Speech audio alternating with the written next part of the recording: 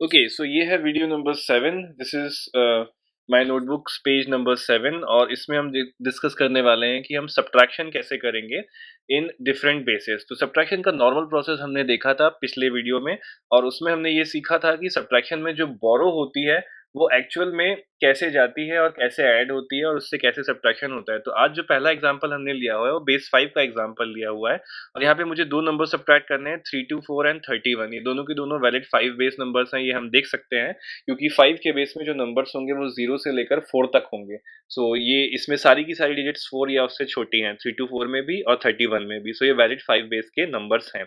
अब मुझे सब्ट्रैक्शन करना है तो मैं इस प्लेस पर पहले सब्ट्रैक्शन करता हूँ। 4 माइनस 1 विल बी 3।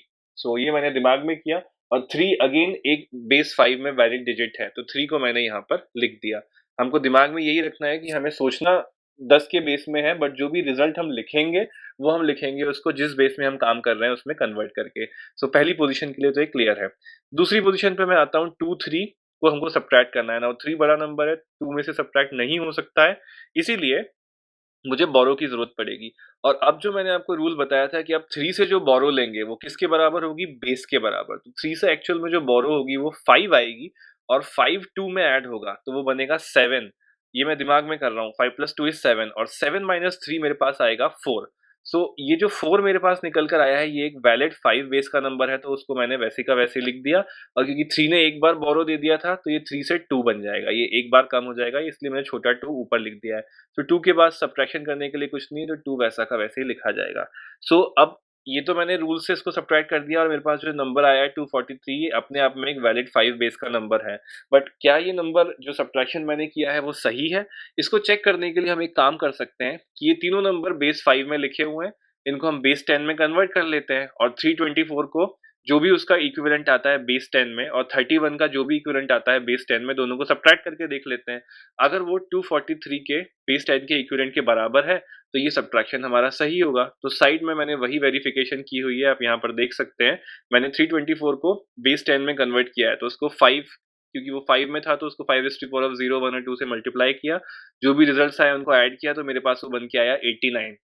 इसी तरीके से मैंने 31 को कन्वर्ट किया तो वो मेरे पास आया 16 और 243 को मैंने कन्वर्ट किया तो वो मेरे पास निकल के आया 73।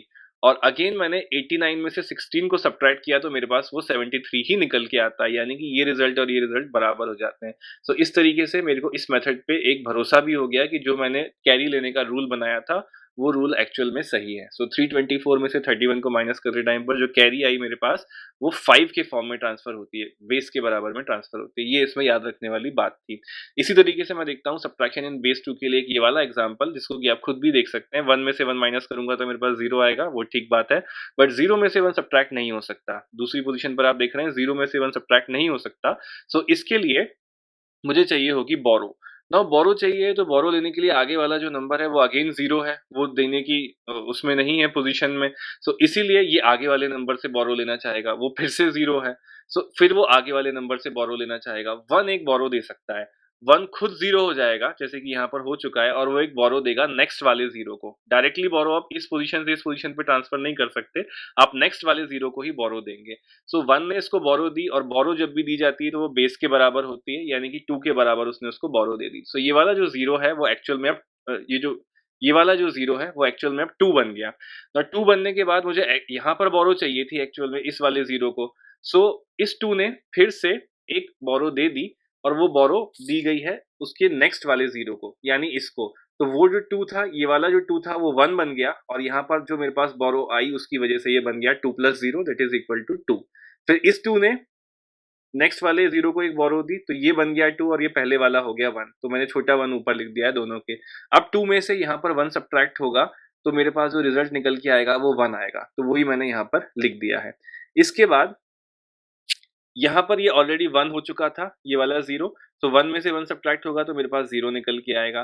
सिमिलरली आप प्रोसीड करते जाएंगे तो ये वाला आपके पास 1 था, ये वैसे का वैसे ही लिखा जाएगा। ये तो ऑलरेडी 0 हो चुका था तो यहाँ पर कुछ भी नहीं आया मेरे पास इस पोजीशन पे। सो इस तरीके से बेस 2 में भी सब्ट्रैक्शन हो जाती है।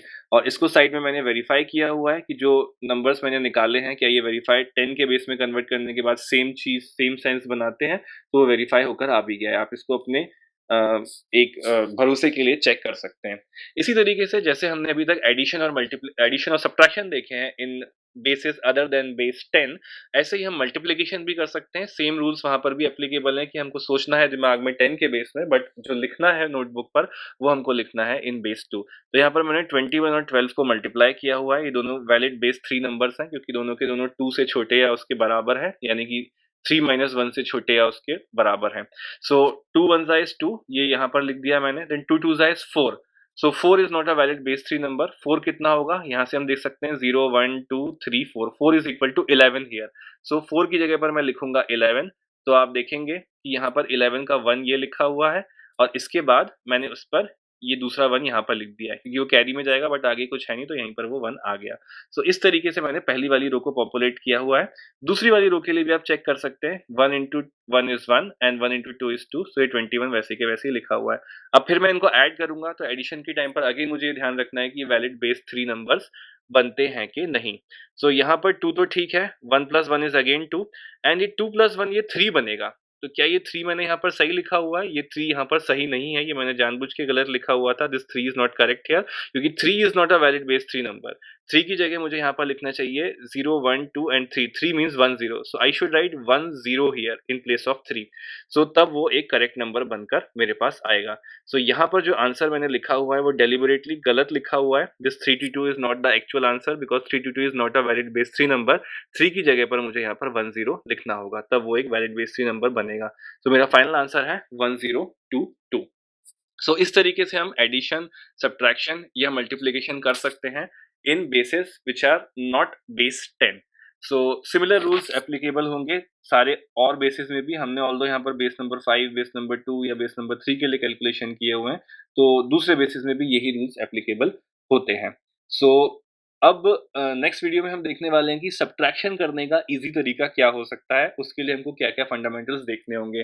सो अभी के वीडियो के लिए इतना सफिशिएंट है। नेक्स्ट वीडियो से हम सब्ट्रैक्शन को एक दूसरे अल्टरनेटिव मेथड से करने की कोशिश करेंगे, और वो ऐसा इसीलिए हम करने की कोशिश करेंगे क्योंकि कंप्यूटर के अंदर जो ऑपरेशन होता है फंडामेंटल, वो ऑपरेशन है एडिशन का ऑपरेशन। तो यदि एडिशन को ही करके मुझे सब्ट्रैक्शन मिल जाए तो वो मेरे लिए थोड़ा ईज़ी होगा। और एडिशन को करके मल्टीप्लिकेशन तो हम जानते हैं कि मिल ही जाता है। जैसे हम 3 इंटू 5 करते हैं तो 3 को 5 बार ऐड कर दें तो हमको उसका रिजल्ट मिल जाएगा। सो मल्टीप्लिकेशन मुझे एडिशन करके मिल जाता है। सब्ट्रैक्शन भी यदि मुझे एडिशन करके मिलने लगे तो मेरे लिए थोड़ी-सी चीज़ें और ईज़ी हो जाएँगी कंप्यूटर में हार्डवेयर बनाने के लिए। सो वो हम देखने वाले हैं, उसकी शुरुआत करेंगे कि वो कैसे होगा इन द नेक्स्ट वीडियो।